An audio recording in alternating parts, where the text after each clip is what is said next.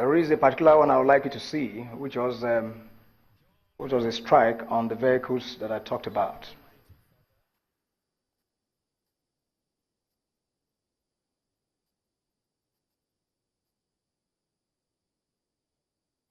See? See? I'm trying to run. Now, what we do, we first and foremost acquire the target. We don't just engage. It's of no use wasting the munitions. You must ensure that what you're engaging is a threat and that is formidable. So that when you drop those munitions on them, of course, the impact will be huge. And that's precisely what we do. First of all, acquire the target and ensure we analyze the target before we now ask that the relevant platforms be moved in to deliver the munitions. Perhaps we could suspend that and let us, I will avail you the video in due course as we take questions. Now, ladies and gentlemen, let me use this opportunity to let you know, and I can say authoritatively, that the Boko Haram currently are in total disarray. This is due to our current military operations. Even, of course, the Mamanur and Shekau faction clashed again recently, which, of course, has further forced the Boko Haram remnants at Kafar to disperse in confusion and desperation. So the interceptions that I speak to earlier on is as a result of that. Let me therefore reiterate my earlier admonishment to the misguided Boko Haram terrorist elements to give up their ignoble adventure. They are advised to surrender to the military or other security agencies without further delay. I wish to reassure them that they will be humanely treated in line with international best practices. Of course, what you find on the screen right now are some of them that have surrendered to us earlier on, and some currently in recent past, a few in Damboa, which of course I didn't touch, but they surrendered to us. So we give them all the good treatment, and I also like to assure them that if they fail to do so, it will be unpalatable for them. There is an arrangement already put in place for them to be given a good opportunity to be rehabilitated, for them to lead a normal life with the rest of the citizens of Nigeria. So this is an opportunity that I am letting them, I'm reminding them of that avenue for them to be able to have a purpose-driven rehabilitation that will make them to live the life that normal human beings should live. So ladies and gentlemen, I wish you once again commend the invaluable support and contributions of all stakeholders in the fight against insurgency in the Northeast. To the members of the public, I urge you to remain vigilant and report any suspicious movement of persons and objects to the military or the nearest security agencies. The support of Mr. President, Commander-in-Chief, has been very incredible. We in Operation Lafia Dole are encouraged and remain grateful to His Excellency. The direction given by the Chief of Army Staff, Lieutenant General T.Y. Brotai, in this operation is unique, and we remain grateful. It truly reflects the support of the Chief of Defense Staff and the Chief of Air Staff, as well as the Chief of Naval Staff. The governments and good people of Borno State, Yobe, and Adamawa State have equally been wonderful in their support to our operations. The Governor of Borno State in particular has continued to give additional support to aid our operations. We remain absolutely loyal and committed to the mandate of Operation Lafia Dole. Now, the end of Boko Haram, I'd like to reiterate and join the Commander-in-Chief to say that the end of Boko Haram is truly in sight. All I need to ask you and anyone who may be watching is ask yourself, what value am I bringing to the table? So let us together savor the air of peace and freedom. Thank you. I'll be ready to take your questions.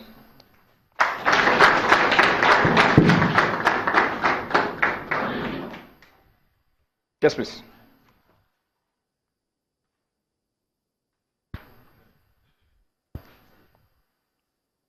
Thank you, General, for that very wonderful brief. And while I congratulate the men of the armed forces for the wonderful job they are doing, I want to know whether, because of the huge successes that are being recorded, and taking into account that the Nigerian Armed Forces is very mindful, and in fact they are determined to ensure that they go by the rules of engagement, do you deliberately create safe corridors for those Boko Haram members that have now made up their mind to surrender right at the front? Thank you. I'll take a couple of questions and then answer. My name is Adore Ilya. I report for Radio Nigeria. I will also add my voice in commending the Nigerian Army for the successes he has recorded. My question is the operation extended to, the Sambisa operation extended to Mandara Mountain? And after Sambisa, what next? And another question is, can you give us the number of those that have recently surrendered in Dangwa? Thank you very much.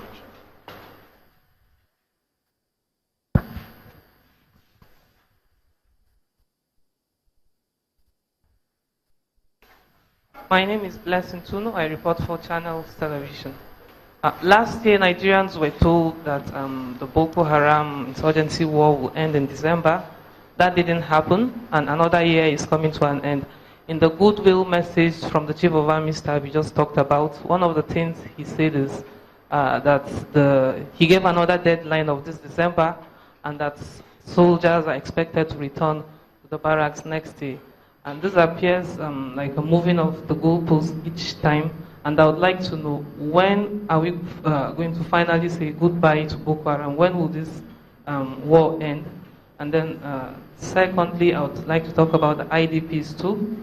We hear every day about liberation of towns by the soldiers, but then we've not heard about the movement of IDPs from Maiduguri to those to occupy those towns. There are hundreds of thousands of them in IDP camps in the host community. Why is that so? Is it that the military has not given them the clearance, or the go-ahead to relocate? Is it that it's now safe for civilian habitation? Why do we still have IDPs in Maiduguri? Thank you. Thank you. Good afternoon, sir. Yeah. Let me just ask a follow-up question. Yep.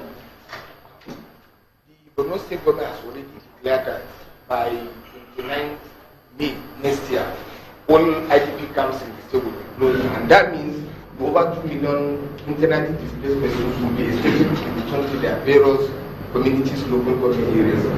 Now, how prepared is the military? In other words, what security measures are you putting in place to ensure their safety when they eventually return? And my second question, outside the briefing, yesterday the Inspector General of Police, Idris Ibrahim, did mention that some military personnel have been arrested in connection with this sexual abuse at the IDP camps, and some soldiers were involved. My question is, are you aware of this? And if you are aware, what are you doing about it? In other words, has the military as an institution conducted any investigation into this matter? Thank you.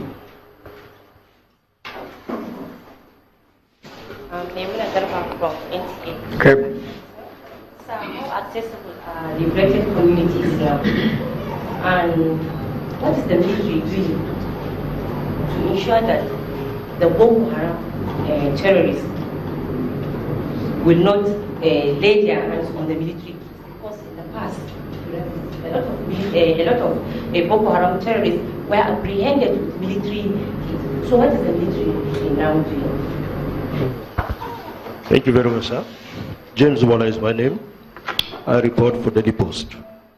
Sir, my concern is has to do with the civilian JTF you have mentioned, who always accompany the military in operation. I want to believe that this operation is purely military. What do you have in stock for the civilian JTF? And how have they been helpful? Thank you.